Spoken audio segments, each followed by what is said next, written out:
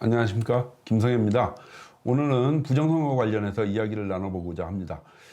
최근에 캐시 파텔 미 FBI 국장이 미국에 있는 부정선거 추적 전문 사이트인 더 SCIF 계정에 글을 올려서 2020년 미국 대통령 선거에서 압도적인 부정선거들이 저질러졌다. 그러니까 부정선거가 저질러졌는데 그 압도적인 증거들이 발견되었다라는 것이죠. 그렇게 발표를 했습니다. 그리고 저희 트럼프 미 대통령은 최근에 다보스 포럼에 가서 압도적인 부정선거 증거들이 발견되었고 이 기관들과 이 관련자에 대해서 연방법원에 기소하겠다라고 발표를 했습니다. 그렇게 하면서 앞으로 부정선거에 관련한 파장이 만만찮게 벌어질 텐데요. 일단 캐시 파텔이 거론한 압도적인 증거들, 부정선거 관련해서 압도적인 증거들이 어떤 것인가, 그리고 어떤 기관들이 연루되어 있는가, 이것부터 살펴보도록 하겠습니다. 캐시 파텔에 의하면 미국 2020년 미국 대통령 선거에서 우편 투표 제도와 사전 선거 제도, 이거를 여기에서 많은 부정선거가 저질러졌다라고 발표를 했습니다. 특히 우편 투표제에서는 운전면허증을 위조한다든지 하여서 가짜 투표가 광범위하게 자행되었고, 또한 사전 투표제에서도 문제가 또 많이 발생했다라는 것입니다. 그래서 그 관련 기관들을 본다면 USAID, 즉 미국에 있는 USAID라고 하는 제3세계 원조 개발처죠. 이런 USAID에서 자금이 집행되었고, 그 자금이 한국의 중앙선거관리위원회로 와서 한국의 중앙선거관리위원회가 세계 선거기관 협의회를 만들어서, 그 세계 선거기관 협의회가 바로 A웹이죠. A웹을 만들어서 전 세계 100개국의 부정선거를 수출했다라는 것입니다. 특히 A웹과 관련해서 중국 공산당 CCP가 거론되고 있으며, CCP와 A앱이 연관돼서 전 세계 100개국에 걸쳐서 좌파 공산당을 선거에 의해서 당선시키는, 좌파 정권을 당선시키려고 하는 그런 범죄 행위가, 부정선거 범죄 행위가 저질러졌다라는 것인데요. 그 시스템에서, 그 A앱의 시스템을 개발하는 업체로 성남에 있는 미루 시스템즈, 그 다음에 베네수엘라의 스마트 시스템즈 등이 거론되고 있습니다. 또한 이러한 부정선거 관련 전자투개표 시스템이 전 세계 100개국에 수출이 되어서 아프리카의 콩고라든지 100개국이라고 한다면 캐나다, 브라질, 이라크, 아프리카 콩고, 그리고 중앙아시아 키르기즈스탄, 이런 곳이 수출이 됐는데요. 아프리카 같은 데서는 수없이 그 부정선거로 인해서 유혈 충돌이 벌어졌었고요. 키르기스탄도 그로 인해서 완전히 유혈혁명이 일어났죠. 민중혁명이 일어났죠. 그리고 이라크에서는 그 부정선거 그 기관이 폭파되고, 그래서 다시 개표가 진행돼서 당선자가 뒤바뀌는 그런 결과가 나왔습니다. 이런 과정을 통해서 부정선거가 광범위하게 자행되었다는 것인데요.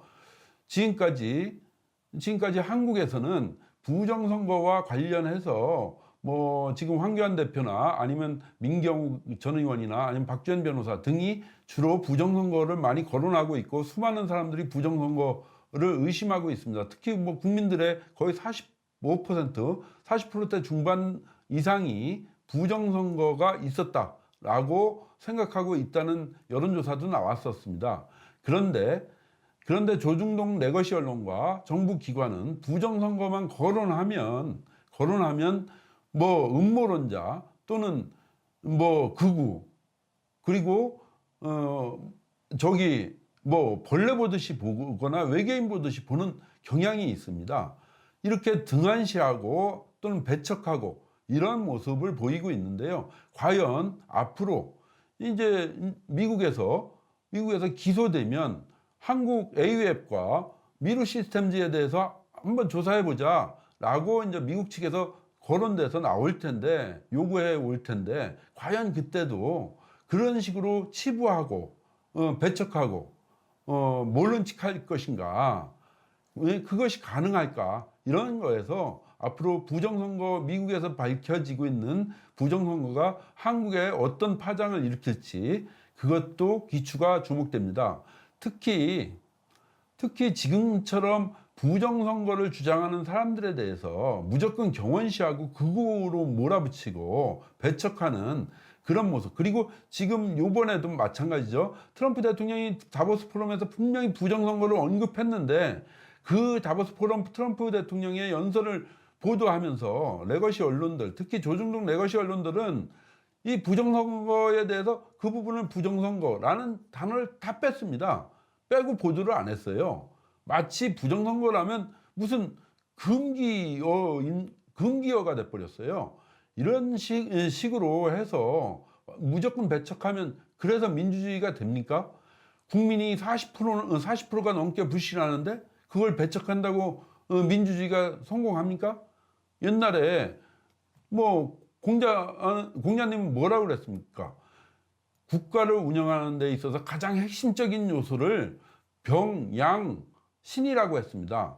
그 중에서 병, 신이, 병은 병사, 그러니까 군대를 말하고요. 양은 식량을 말하고, 신은 믿음을 말하고 있습니다. 말하는 건데요. 그 중에서 그럼 뭐를 제일 먼저 셋 중에서 버린다면 무엇을 버리겠습니까? 라고 하니까 병을 버리겠다, 군대를 버리겠다라는 것이죠. 그 다음에 버린다면 무엇을 버리겠습니까? 하니까 그 다음에 양을 버리겠다, 식량을 버리겠다.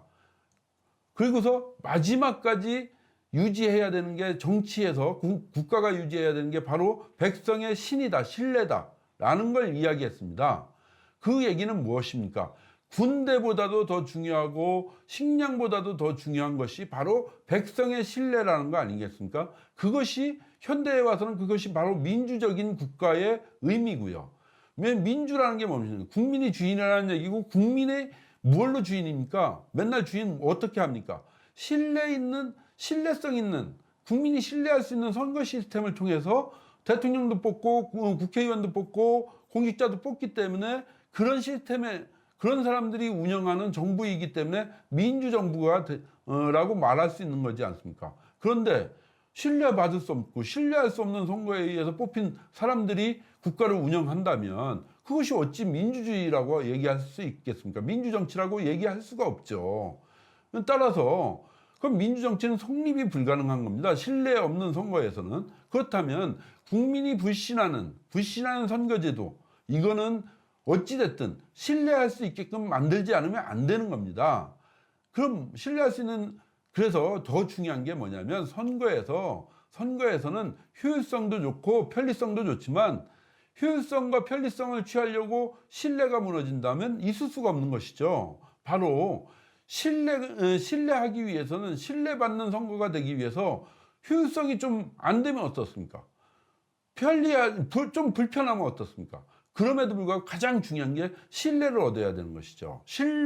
신뢰받는 선거제도를 마련하는 것이죠. 그렇다면 지금 현재 국민이 가장 불신하는 게 어디에 있습니까? 우리나라 국민에서 가장 어디에서 부정선거가 이루어졌을 거라고 생각하십니까? 라고 하니까 제일 많은 게 바로 사전투표제도입니다. 미국에서도 이번에 2020년 부정선거가 어디서 저질러졌느냐라고 하니까 증거가 나온 게 주로 우편투표제와 사전투표제에서 이루어졌다고 나오지 않습니까? 그 다음에 사전투표제에 그 다음에 이제 개표죠.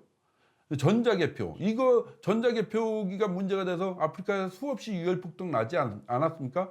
따라서 우리는 지금 전자개표와 투개표를 병행하고 있다고 하지만 이것이 투표함을 옮기는 과정에 대한 또 불신이 있습니다. 그렇기 때문에 아예 국민이 신뢰하기 위해서는 현장 투개표를 해야 된다. 그러니까 사전선거제도를 폐지하고 현장 투개표를 해야 된다라는 것이 중요한 포인트입니다. 왜 대만에서 현장 투개표를 고집하겠습니까? 왜 독일에서 전자개표는 위헌이라는 판결이 났겠습니까? 바로 그들 나라라고 뭐 효율성 없고 편리성 추구하지 않는 나라입니까? 아니, 그런 거 추구하더라도 그런 것보다도 훨씬 더 중요한 게 바로 신뢰받는 선거다. 국민이 신뢰할 수 있는 선거다라는 거지 않습니까? 따라서 지금 지금 이번에 미국에서 광범위한 부정선거와 압도적인 증거들이 발견됐다고 하는데, 그것이 주로 우편 투표제와 사전 투표제 그리고 개표 시스템인데, 여기에서 따라서 이거에 대해서 조사가 또 들어올 텐데요.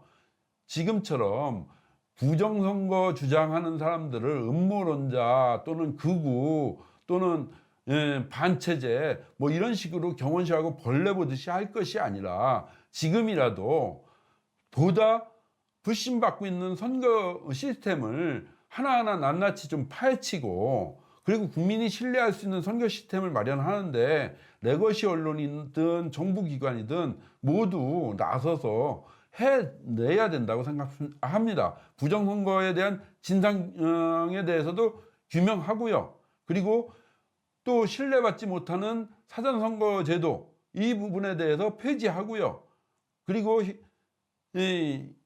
투표함 옮기는 과정에서 여러 가지 이제 의구심이 많으니까 현장 투표, 아예 투표함을 옮길 필요 없이 현장 투표와 현장 개표를 하는 거, 그런 것들을 마련해 나가는 것이, 그것이 바로 민주주의를 발전시켜 나가는 것이고 민주정치를 구현해 나가는 것입니다. 공자님 말씀대로 신뢰가 우선입니다. 최고고 신뢰가 우선입니다. 그래서 신뢰받지 못하는 선거는 있으나 마나한 것이고 신뢰받는 선거를 만들기 위해서 모든 국민과 언론과 정부가 다 함께 노력해야 될 문제입니다.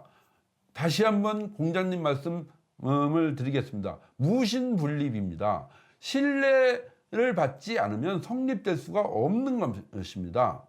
신뢰만이 민주주의를 발전시키고 민주정치를 구현할 수 있는 길임을 분명히 깨달아 주셨으면 좋겠습니다.